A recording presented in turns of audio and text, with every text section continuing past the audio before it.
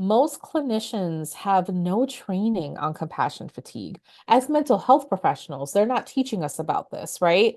The physicians that I've worked with, they don't teach it in med school. The nurses that I've worked with, they don't teach it in nursing school. The educators that I've worked with never heard of compassion fatigue. Like they never knew it was a thing until they landed in session with me. And I was like, hey, let's talk about this compassion fatigue thing. And so there really is this lack of awareness and knowledge of what's going on. And so we tend to internalize it and just blame ourselves and think that if we quit and, maybe join a cruise ship as like a Disney character, that it'll fix everything. And it doesn't fix everything. Welcome back to the You Need a Counselor podcast. This is a show presented by Heart and Solutions Counseling Agency. We release new episodes every Sunday at 5 p.m. Central and encourage you to batch up that laundry, put away the dishes, plan for the week ahead, or do any other task that might seem daunting while you give our show a listen. You might just be encouraged to call your therapist, connect with this week's guest, or seek out those services you've been considering for a while but haven't made the commitment to yet.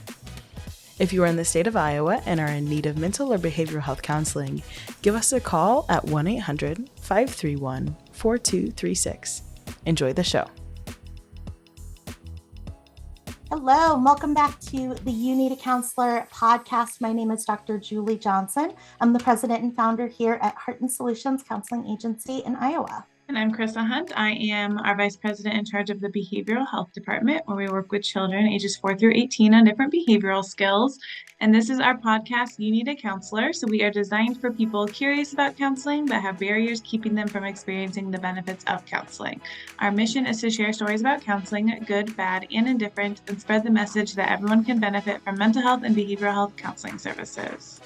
And our guest today joins us from, normally I would say sunny Florida, but I've heard cloudy, rainy Florida. We had an odd winter. It's always interesting, the weather. So our guest today joins us from Florida, but she is also a licensed mental health counselor in Florida, Oregon, and in the state of Washington. We've got Natasha D'Arcangelo with us today.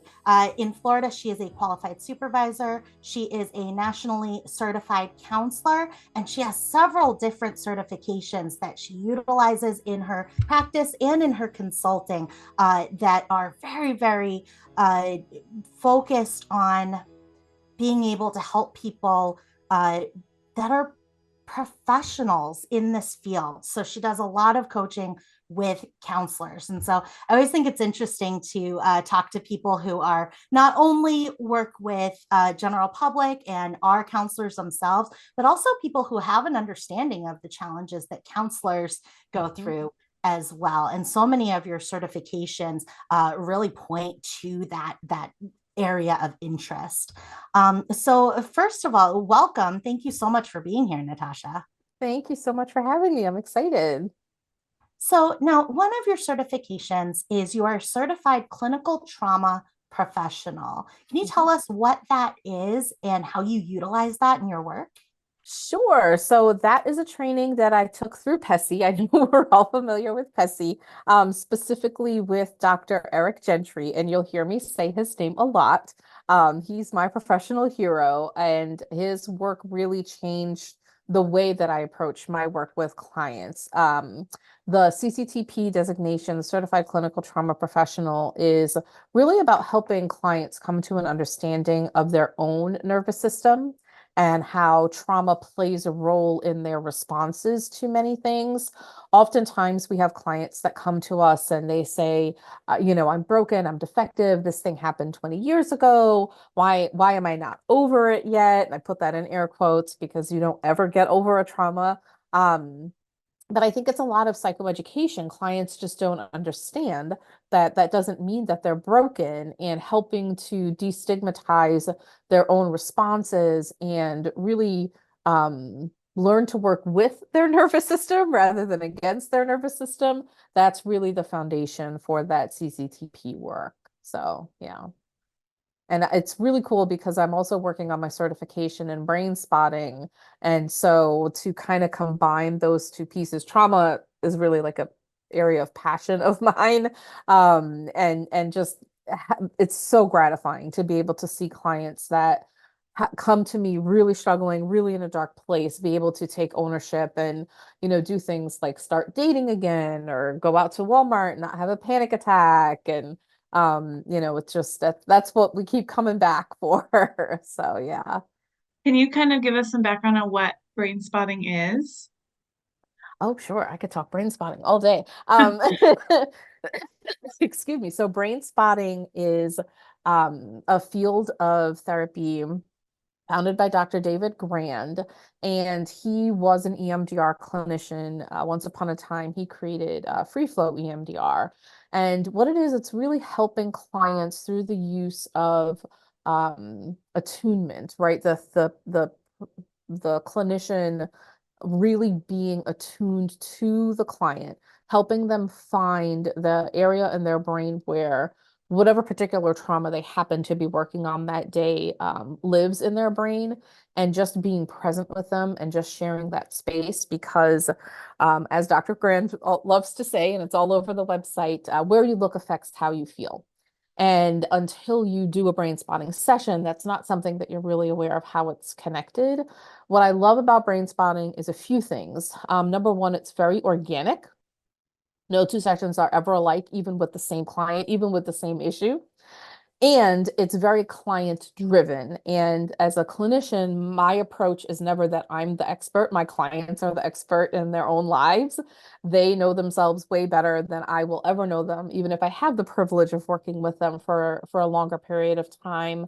And it really taps into their ability to initiate their own healing. I just happen to be there to help facilitate that. And it really is an art form, which I know sounds a little hippy dippy, but I just really have been blown away by some of the results that I've gotten. We've gotten to places in trauma where it's taken me a couple of sessions, what in talk therapy maybe would have taken me a year to be able to accomplish. So I encourage everybody, brainspotting.com, and find yourself a brain spotting clinician. I'm not done with my sessions yet. I have to collect some more sessions before I'm officially certified. I mean, I can practice it. I'm just don't have the certification designation. And it's open not just to mental health professionals. When I did my training, there was an acupuncturist in my class, there was a midwife in my class, there was an end-of-life doula in my class. And again, my personal bias here, I think that modalities that are open to helping more people heal is a good thing. And because I do think that there can be a lot of gatekeeping in therapy, and I think that we all should be here to help more people heal. And if more people feel more comfortable going to an acupuncturist for that, then they should be allowed to tap into that as long as they have the appropriate training. So, yeah. Absolutely. I love that. We have talked to, trauma informed personal trainers and trauma informed Mhm. fashion designers, and it's just amazing how much of our world is impacted by the traumatic experiences that we've had, Absolutely. and how each area of our life where we may have goals or we may be striving can be helped so dramatically by having that acknowledgement of those traumatic symptoms that we may be facing. So if we were looking at a brain spotting session, or if I were to go to a brain spotting session Mhm. with you, how might that feel or look different for me as a client than going to a traditional talk therapy session? Sure. So I can, do I have a pointer with me? Yes, I do. I always have a pointer because I'm a brain spotter. So what we do is we use a pointer. I have some more at home, so there's different options, but this is the one that I have in office. And what the client would do is they would say, today I want to work on, I got passed up for a promotion at work and it's really bothering me. It's playing over in my brain over and over again. And I need to be able to sleep again. And I'd say, great. So if that's what we're going to focus on today, we're going to find where in their body that's happening for them, as well as how much of activation is that for you on a scale of 1 to 10? Like, is that a at a 10? Are you ready to crawl out of your skin? Are you at a 1? Like, where are you? And then depending on the client, there's several different frameworks that we would use to set up and help them find their brain spot. But then here's where it differs from traditional talk therapy. I then go quiet once we find the brain spot. And I will say to them something along the lines of, okay, so now I'm gonna go quiet and you can share with me as much or as little as you want to for whatever's coming up with you. And for some clients, that opens up the floodgates, and it's almost like their words can't come out fast enough. But I've also done sessions with clients for 45 minutes where it's almost complete silence. But I can see the processing happening in their eyes. And sometimes it's most often it's a combination of those. There are these periods of silence, and then they come back to me because clients will sometimes dissociate during those sessions, and that's okay. We don't freak out when that happens. It means their nervous system is doing what it needs to. And they'll come back. And so when they come back, I'll say, well, it looks like you traveled a little bit of ways. Welcome back. Tell me a little bit about anything that's coming up for you that you want to share with me. And so again, very client driven, and where we start is not always where we end up. So in my hypothetical, the client decided that they wanted to process being passed over for this promotion.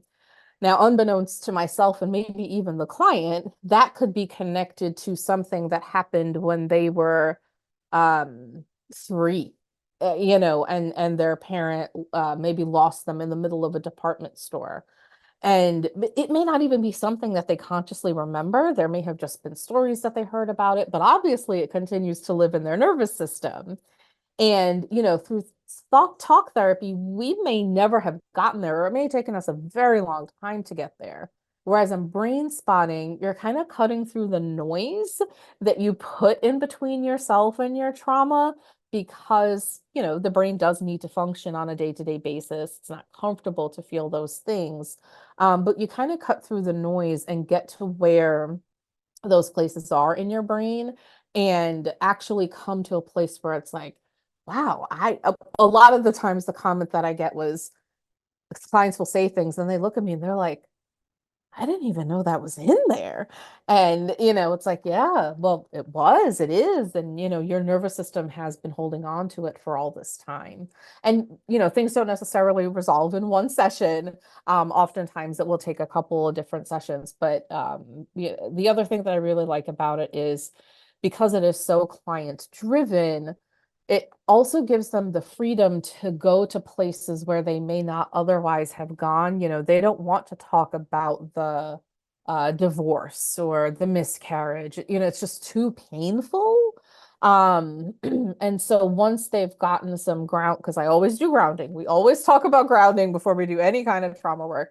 I need to know that you're going to be able to bring yourself down if you get to a place where you're feeling overwhelmed. So we always work on those skills first, but it gives them the freedom to be able to go to those places that they've been avoiding in some cases for, 40, 50 years. So yeah, it's really powerful stuff. Yeah. Is it more specifically for clients with trauma in their past then, or could any clients benefit from brain spotting? I think any client can benefit from brain spotting. The other thing that we don't oftentimes talk about in America too is the impact of generational trauma. I know there's a lot more science coming out around that, and how the history of slavery in this country or the impact of the genocide in North America, with the native populations that lived here for centuries before Europeans landed, and how that continues to live on in our gene pool. And brain spotting honors that. Oftentimes there are things that happen in utero or ancestrally that excuse me, we're not consciously aware of, but that do impact our nervous systems. I had the honor, and I do consider it an honor, of doing my trainings, phase 1 and phase 2, BIPOC. And I had never in my life been in, it was a virtual room. Dr. Gatlin Monroy is based in Atlanta. but I'd never been in a room full of only brown faces for a training. And I didn't realize how powerfully it would impact me to have a space of just brown faces, and how much it would really free me to be able to throw myself in head first into this training, because you learn brain spotting by doing brain spotting. I'm never going to ask a client to walk a journey I've not taken myself. I don't think that that's fair or ethical. And so when I speak of brain spotting, I speak also of the healing that it's generated for me in my own personal life. It's been really amazing. Some of the insights that I've come to as a result of brain spotting. And one of the things that I worked on was test anxiety. My first ever brain spotting session was I had to take the Oregon jurisprudence exam, and I've had test anxiety for forever. And one of my brain spotting sessions was working on that. And I went all the way back to fourth grade, didn't know that that stuff was in there, but my nervous system remembered it. So it doesn't necessarily have to be like, big, heavy trauma stuff. It's I can just so relate with so many of the things that you're saying. I had an experience this past week. So I was born in Korea, and my daughter is half Korean, and I always tell her that she's half Korean. Uh, However, I don't know that she's 7. I don't always know that she fully understands what I mean. And so she said to me one day, about a month ago, she said, "Mom, are there other kids that are also half Korean?" And I went, "Oh no, Oh, you've never seen another child in real life who's half Korean, or who's, necessarily Korean at all." And so I said, "Oh my goodness, I got to get you to Korean culture camp," right? So I'm looking up these ones, and there's one in Minnesota, and we're going to go this summer. And I was telling her and my husband these memories. I'm trying to explain to her what it's going to be like for her, and I'm explaining to her what it was like for me, because I was adopted at a young age, and so I also did not have people around me that were Korean. And so I would go to this Korean culture camp, and I was explaining to her, and I said, "Monica, it's the weirdest thing. Everybody there is also Korean. It is weird." And I said, "This is like what your dad lives his life, right?" And I said, like, "That's what's normal for your dad." I said, "It's surreal to walk into Korean culture camp and have every face, like you said, every face around you is a Korean face and looks like you." And I said, I've never blended in for that reason, but at Korean culture camp, you blend in, right? And it's just a surreal experience. So I just think that so many of the pieces that you're tapping into, that generational trauma that sometimes gets so suppressed for so many of us, because there's this idea or the stigma that, like, you weren't even there, right? Correct. Or like, yeah, how could that okay, possibly impact you? right, like when something happens with North Korea, like, why am I so impacted? I don't live there, like I wasn't there. And so but at the same time, we know, our body knows, and our mind knows. And even those stories, just the relating at that level, when we read history, when we read accounts of people, when I read accounts of North Koreans, right, I am immediately connected. And because of that connection, I do have that similar, I have some of those similar responses. And I think that is so normal. That's something that we do as human beings. But I think that cognitively, a lot of times we just discount it. We're like, well, that didn't happen to me. Nothing happened to me. Why am I having these symptoms? And it's because, okay, we're human beings, and that's how our brain operates. And that's how our body operates. So I just love that you're normalizing that as well. And I was thinking, Krista, this is the reason we talk about Encanto all the time. The research is kind of like starting to catch up with this information about generational trauma and these things that come through to us in present day. So I just think it's awesome what you're doing there. And you are also a certified compassion fatigue professional, which really going into your work with providers and counselors Tell us about what that certification looks like. And Sure. yeah. So that kind of goes hand in hand with also being a certified, forward-facing professional resilience coach and consultant. Those kind of things go hand in hand. Again, Dr. Eric Gentry. And I kind of fell into that work accidentally. So at the height of the pandemic, I was like, we're going to end up with an entire generation of nurses that have PTSD, and we already have a broken healthcare system and we can't really afford that. And back in like April of 2020, I don't have the skills or the knowledge to, be working on a unit in the ER or something like that. But is there some way that I can help? And I ended up connecting with the dean of nursing down in St. Pete. Shout out to Dr. Luciana. She's amazing. And she gave me a platform, and she and I were doing these support sessions on Saturday mornings, free to any nurses that wanted to come. And it just didn't feel like I was doing enough. It didn't feel like I had enough knowledge. So of course I was like, well, I need more training. And so found this course being taught by Dr. Gentry, and having taken the CCTP training with him as well as narrative exposure therapy, I was like, oh, sign me up. Did not know that it was going to transform my life, but I'm glad that it did, because it turns out that I've struggled with compassion fatigue at various points in my professional life. Never had a word for it, always thought that I was a failure. And in my quest to be able to help these nurses, it ended up being hey, this was you too. And you told yourself that you sucked and you were a failure, but it turns out there's actually a name for what was happening to you. And so I've become very that passionate and vocal about it. People probably get tired of me talking about compassion fatigue. And I really have the privilege of having gone through the cohort with Dr. Gentry. I am now able to actually teach his research to folks. And so when I do CEUs for mental health professionals, it is Dr. Gentry's work that I'm presenting. He's been researching this stuff for over 25 years, has been published in, I think, at least 15 different journals. I'd have to look that number up. And really helping providers get to a place where they understand that they can choose how long they get to be in this profession. It doesn't have to be, I think the prevailing attitude now is, well, eventually you're going to burn out and, that's going to suck, but it is what it is. That's what you signed up for. And I think that that's the message that so many of us receive. And why?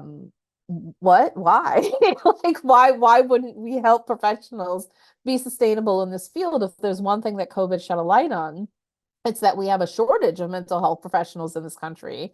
We absolutely have a shortage of BIPOC professionals in this country. And so why wouldn't we do everything that we can to try to help clinicians come to an understanding of what's going on with them and how they can be sustainable? Because this is very heavy work.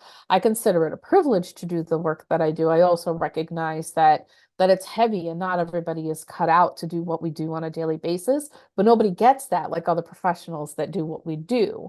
The other great thing about the compassion fatigue stuff is that it really applies to any person that carries the caregiver designation. So I'm talking physicians, nurses, veterinarians, first responders, law enforcement, hospice care workers, educators. This is a second career for me. I was a teacher once upon a time. And so some of my favorite people to teach compassion fatigue stuff to is the educators. I think because I've been working as a clinician for goodness, 8 years at this point. Holy moly. It kind of came naturally that I have this built-in audience of clinicians, but this really is appropriate for many other fields as well. Can you give some examples of what people who are experiencing compassion fatigue, like how would they know? Absolutely. So one of the things that oftentimes happens is we're struggling with these different symptoms. We don't have a name for it. And so what ends up happening is we just blame ourselves. It's like, oh, I chose the wrong thing. I should not have done this. And we fall into this blame game.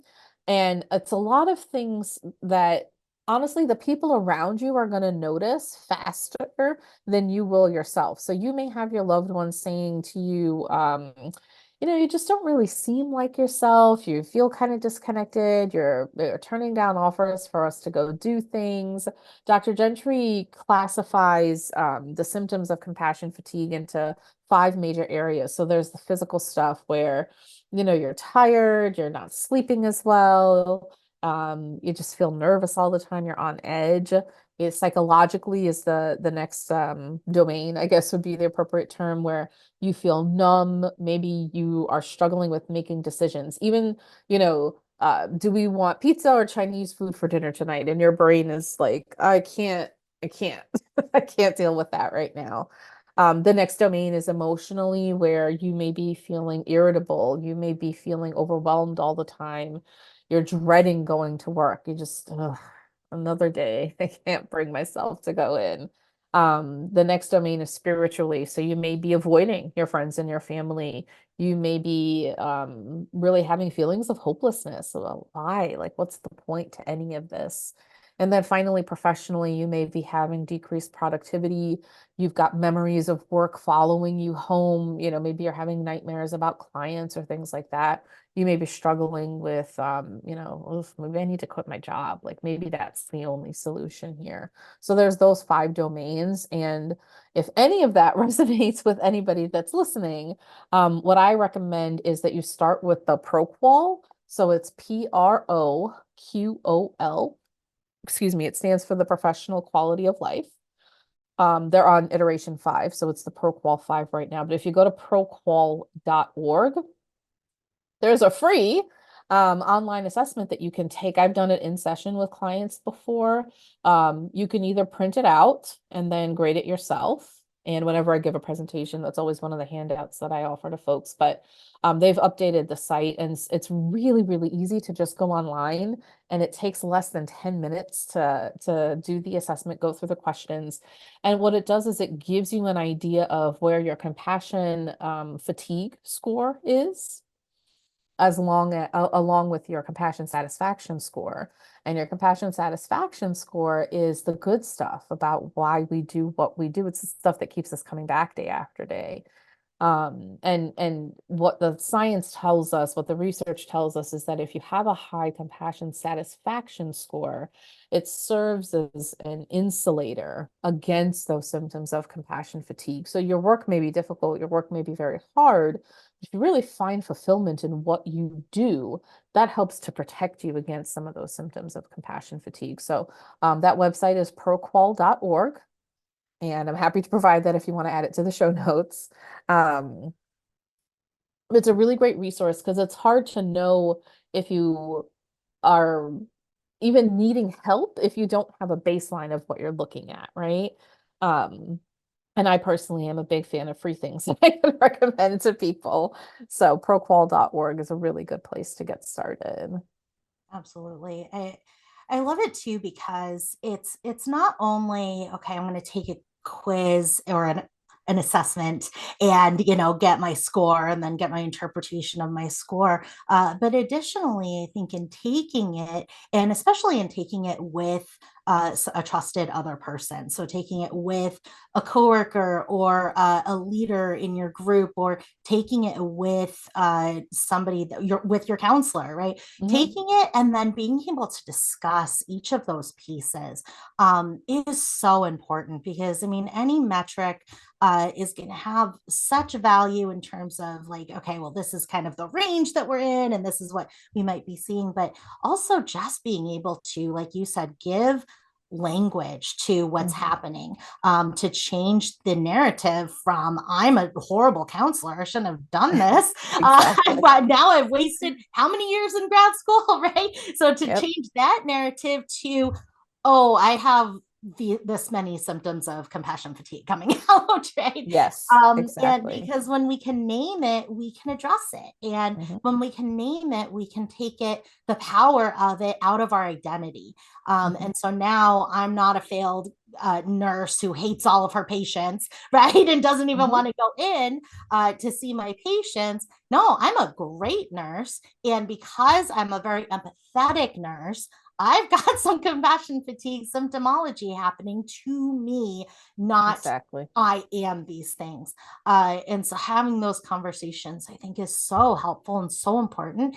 And the satisfaction piece of it, sometimes those scores will have a lot of the symptoms of compassion Hmm. fatigue, but we'll also have a lot of symptoms or check a lot of the areas of the satisfaction, and we go, okay, there's something to this, right? Both are happening. I love being a nurse. I love being a firefighter. I love being an EMT. I still get fired up about it.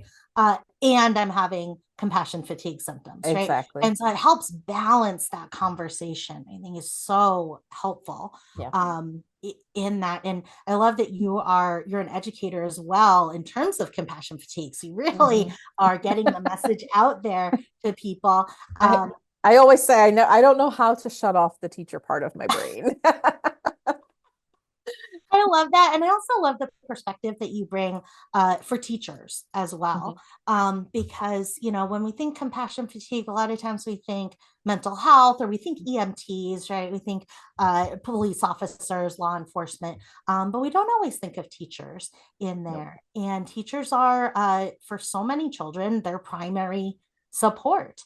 Absolutely. And so, what happens to our students happens to us in so many ways emotionally when we have that empathy, and that's one of the things that makes a teacher so great is that a teacher who cares about her students and has that compassion, and it's a risk factor for having those symptoms. Yeah, that's the thing. It's it's this odd dynamic because the very thing that draws us to these caregiving fields is also what makes us susceptible to symptoms of compassion fatigue. And what really I think upsets me is that as I've presented to groups as small as 3 and as large as 300, and most clinicians have no training on compassion fatigue. As mental health professionals, they're not teaching us about this, right?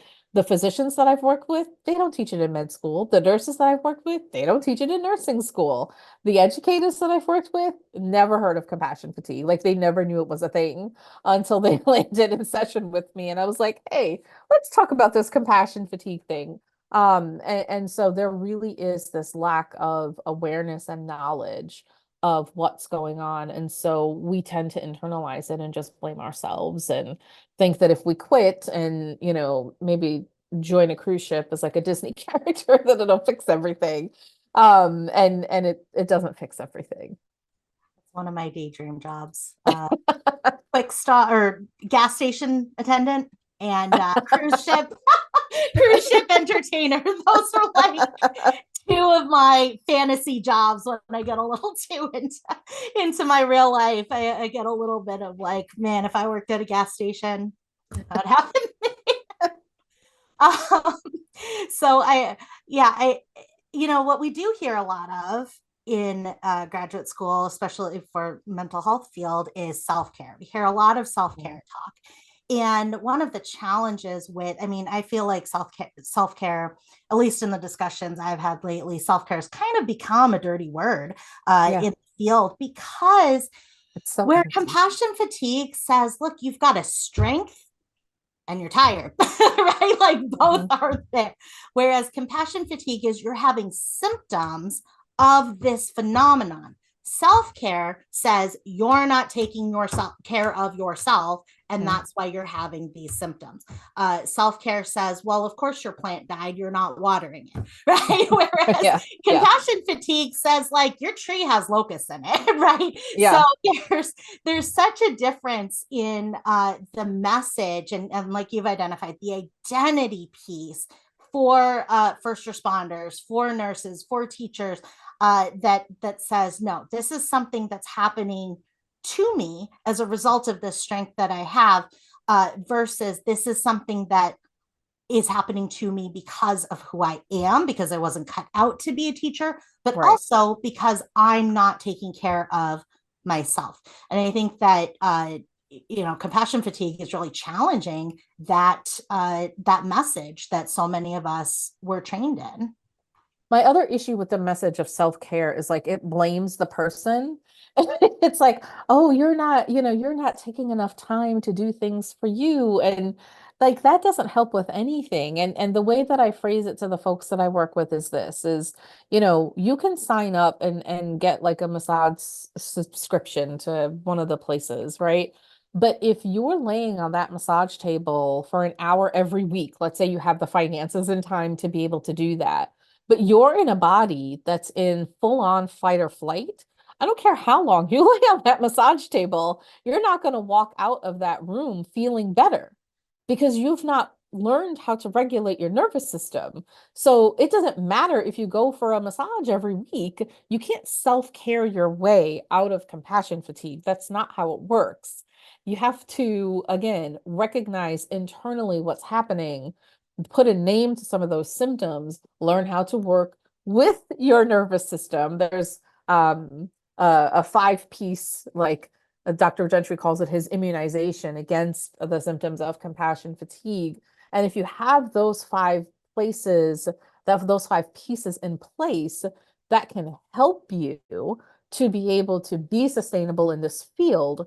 And self-care makes it sound like, well, I just need to drink more tea or go for a walk. And that's not what it's about. Many of us do this work because of our own histories of trauma or because of a negative interaction that we had with some kind of professional at some point in our lives. And you can't self-care your way out of your nervous system responses. That's just not how it works. But so many of the clinicians that I present to have never heard it framed that way. You don't know what you don't know, right? So, Yeah, absolutely. Do you have suggestions for employers and these helping professions who employees are struggling with compassion fatigue to kind of help them with mm. that issue? Yes, I do. Yes, I do. Whether or not they implement it is another thing. But I always think that, if you're a manager or some kind of supervisor listening to this, somebody in a leadership position, number one, have the folks on your team take the Proqol. They don't have to submit their results to you with a name attached to it. You can set up some kind of system whereby they can submit those scores anonymously. But if you don't know what's going on with your team, you don't actually know what you're looking at. The other thing is that it does take organizational change to be able to support caregivers in a meaningful way. Last year, I made a pretty big career change, and I took a step back from working in mental health tech. And the reason that I did that is because I know enough to recognize the symptoms of compassion fatigue in myself. And on paper, things looked very good, but I know internally what it feels like to be struggling with compassion fatigue. And my big problem and why I took a step back and ended up transitioning to this role is the organization's mission was no longer aligned with my personal mission. And one of the exercises that I love doing with clients, and that comes from Dr. Gentry's research, is a mission statement exercise. And I actually have my mission statement hanging up in my office. It stares at me every day because it's my reminder of why I do what I do. But this is part of the immunization that I mentioned that Dr. Gentry's research has put together.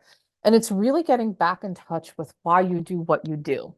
And what I found with many organizations is they tend to put profit over people. And if you're a caregiver, that's not how you work That's just not how your brain works. That's not what drives me to come to work every day. Obviously, I have a mortgage, I have a car payment, I need to keep a roof over my head. But what keeps me coming back to Lakewood every day, and I love my job here, is I love what I do. I feel fulfilled in what I'm doing. My favorite statement from my mission statement, and I will share it with the folks because I'm quite proud of my mission statement, is I will live my life according to my core mission that I am here to help others. Any day that I get to do that, I go home at the end of the day feeling good. Even if I'm tired, even if it was a hard day, even if some tough things happen emotionally, this is what keeps me going. And so if organizations can recognize and give space to their caregivers to, number one, explore what their own mission statements are, but also run an organization that genuinely cares about and emphasizes the fact that your folks are worth more than just the money that they may be making for the company, then you're going to have real change.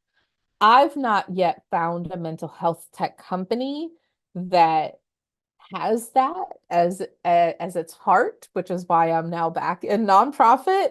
That's my own personal experience. But I think that if organizations are really willing to take a hard look and answer some hard questions, then they can genuinely support their people to be sustainable. Otherwise, you're going to, quite frankly, have situations like the one that I was in last year, where again, things looked really good on paper, but it was about profit, and I am not a therapy robot. And again, this is what I've come to learn through my work as, you again, with Dr. Gentry, you got to go through your own stuff before you're able to teach it to anybody else. I no longer determine my worth as a clinician based on the number of sessions that I complete in a week. That's never going to help me sleep better at night. And that's not what's going to drive me to keep coming back to work day after day. Right now, I can tangibly see the difference that I'm making. I work for a behavioral health nonprofit that serves folks with severe and persistent mental illness. And every day, I can tangibly see the difference that I'm making in the lives of people living with schizophrenia and schizoaffective disorder. And I get to do that in a multitude of different ways. And that's why, am I tired on a Monday morning? Sure, but I'm also excited to come in because I haven't seen the residents all weekend and I want to know how their weekend was. And I have a fantastic, fantastic CEO that supports me and the work that I do. And really all of the staff here is so committed to the residents that we have the privilege of serving. And that's what keeps me coming back every day. I'm never going to get rich working at a nonprofit, but I'm much more fulfilled than I was. And so I can continue doing this work for as long as I choose to do this work. And I don't think that a lot of organizations come from that mindset. So, sorry, that was a long answer. Absolutely. I think that so I just read the book Quitter by John Acuff, and it's a totally different book than what I thought it was going to be. But it's amazing. And he talks about personal mission statement in there. And he talks about doing that in any role that we find ourselves in. So if we find ourselves as a mother or a wife or a partner or a daughter or a husband, or a work role or a community service role, whatever role that we find ourselves in, he talks about defining a personal mission statement for each of those roles, and coming back to it when it comes to decision making. Absolutely. coming back to it, because his promise is that any situation, as long as we are focused, you talked about it with brain spotting, right? What we focus on is what makes the difference, and what we focus on grows. And so noting for ourselves, or acknowledging for ourselves, what is important to me, about this role that I'm doing? What is important to me about how I'm showing up in this relationship with this other person? That is he said, that key to being able to, again, have that fulfillment within ourselves, because we can know, okay, this is aligning or this is not. And if it's not, okay, what changes do we need to make, internal, external, to make sure that there is alignment there? And so I love that your mission statement is right there where you can find it. Looks me in the eye every day. And that Absolutely. this is I think like the fifth version of my mission statement. I'm actually due to do an updated one, because that's another thing Dr. Gentry encourages you to do. It should never be a static document. It should be a living document. And every so often you need to revisit it. I haven't revisited that in a while. You know, what I really like about his work is it really empowers clients. You know, it was a tough decision to step back from that role that I was in. Again, looked very good on paper. However, it internally just was not sitting well with me. It didn't feel right. There were decisions being made that were not in the best interest of the therapists. And I walked away at the right time, because a week after my last day, there was a 30% layoff across the company. I don't know whether or not I would have been impacted, but you know, it was so empowering to be able to choose for myself that I'm deciding to walk away because this is not aligned with who I am as a clinician at my core. And that's the first time in my professional life I've ever done that. I've always run out of fear, always. You know, oh, I don't know, I can't keep working here, or I hate my boss, you know, whatever it is. But your nervous system follows you. Your nervous system doesn't go anywhere. The difference was that for the first time in my professional life, I made a decision because I knew what my core values were, and I knew where I was working was not aligned. And man, it was hard. I'm not saying it wasn't hard, but it felt so good to decide to step back and not run out of fear. And I've only been able to do that because of the work that I've done, you know, thanks to the teachings of Dr. Gentry. Absolutely. When we're running towards something instead of away Yes. from Yes. something, that is so powerful, and it gives us so much. Uh, it empowers us so much when we say, no, I'm Yes. choosing something over something else, and I'm saying no to something that's good. Right? I'm saying no to something that's good, because I am accepting who I am, and that I'm going to make my life around me fit who I am, versus trying to make myself fit my life and my world around. Yes. Beautiful. Mhm.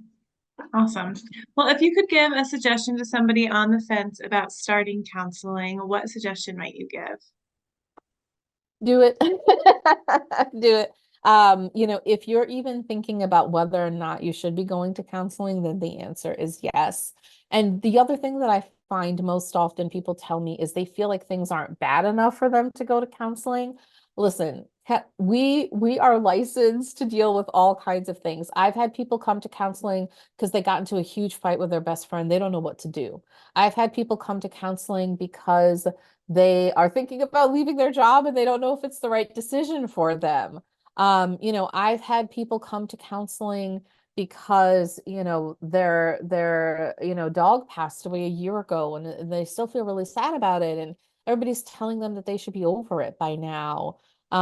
So there's no reason too small for you to go to counseling. You know, our friends are amazing, and they should be an important part of your support system. They're also too close to the situation to be objective. And so, if nothing else, getting a perspective from somebody else, even doing just an intake session and saying to the counselor, listen, I don't know if I really want to do this counseling thing, but I thought I'd sign up to do an intake session. Can you just give me what your impressions are at the end once we go through these questions together? Any clinician worth their salt should be able to say to you, yeah, this is something we can work through. Honestly, it probably won't even take us that long. Or yeah, this is kind of deep-seated work that you need to be doing. It's probably going to take you, you know, a couple years to really get through all of the things that you mentioned to me, but it can be done. And here's the other thing I think we don't often talk about. it takes a lot of courage to make that appointment and to go sit down and talk to a complete stranger about all your deepest, darkest stuff that nobody else knows about. And the first person that you sit down with may not be the right fit for whatever reason. And I really want to normalize that if that first person that you sit down with doesn't feel right, it doesn't mean you did something wrong. It just means you didn't find the right fit. We've all gone to a doctor at some point that we were like, never going to them again, ever. I will never, not for $1,000,000, would I let that person come near me, right? Well, that's how it works in therapy too. Everybody has a different approach. Everybody has a different way of doing things. And there's so much research out there, like, does it matter what training your clinician has, how long they've been a clinician, are they a doctor or not? And what it always comes down to, all of the research studies tell us, it is the relationship between the therapist and the client that is the best predictor about whether or not therapy is going to work for you. And as much as I want to tell you, you're going to find that perfect person the first time out, it may take you 2 or 3 tries, and that's okay. And it doesn't mean you're doing anything wrong. So give yourself the opportunity, if the first person didn't feel quite right, to sit down and talk with somebody else and give yourself a chance. Sometimes you got to kiss a few frogs. I love that. Well said. Absolutely well said.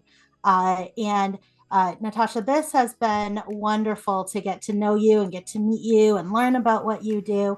If you're listening and you're interested in consulting or counseling, and you are in Florida, Oregon, or Washington State, you can find Natasha at Natasha LMHC for Licensed Mental Health Counselor.com.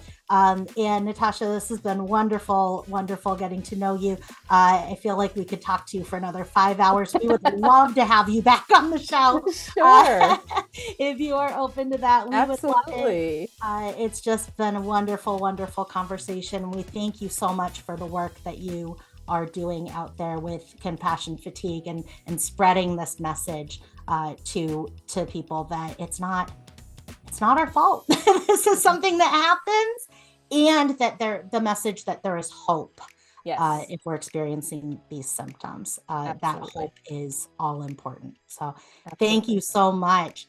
I'm Natasha D'Arcangelo, and I need a counselor. Awesome. And I'm Krista Hunt. And I'm Julie Johnson, and you need a counselor. And so do you. Bye. Bye. Thank you for listening to the You Need a Counselor podcast. We are so grateful that you're here. Now, we want to hear from you. Text us or give us a call at 515-650-3231. You can also find and connect with You Need a Counselor on Facebook and Instagram. If you've enjoyed today's show, please take a moment to like, review, or leave a comment, as all of these things help others to find and benefit from the podcast as well. If you're in the state of Iowa and interested in mental health counseling or behavioral health intervention services, give us a call at 800-531-4236. And if you're a provider seeking play therapy CEUs, you can find us on patreon.com/youneedatraining. We'll see you for the next episode, Sunday at 5.